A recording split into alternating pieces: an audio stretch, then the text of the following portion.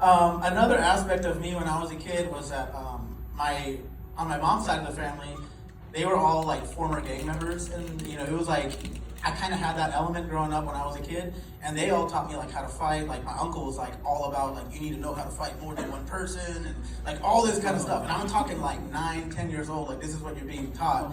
And that was on my mom's side, and on my dad's side. So my grandfather was a champion boxer in Mexico, so I learned the technical side from him.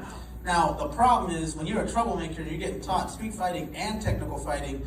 It kind of adds up to a little bit of an issue, especially when you add in the fact that I was one of the smallest kids in class, so I got picked on a lot. So I got in a lot of fights. So growing up, honestly, I can't even tell you how many fights I've actually been in, which is kind of a ridiculous thing to tell people.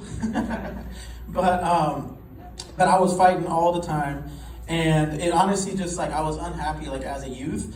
And I honestly didn't grow up in the church. I didn't know Jesus. I had none of that going on, and it was just rough, man. And like my family life at home was volatile. My family, like the first response was yelling, getting angry, shouting at everybody, that kind of thing. So I had a short temper, and I ended up in drugs. I ended up like with alcohol. By the time I was getting out of high school, I was drinking a full bottle every night, which is kind of insane.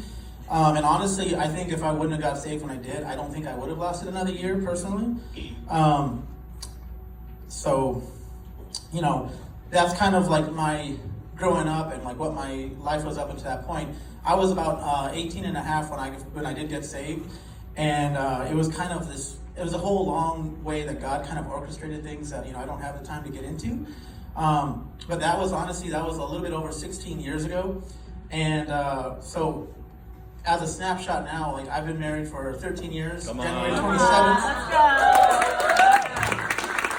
We got two little boys and one on the way that's just barely becoming public knowledge.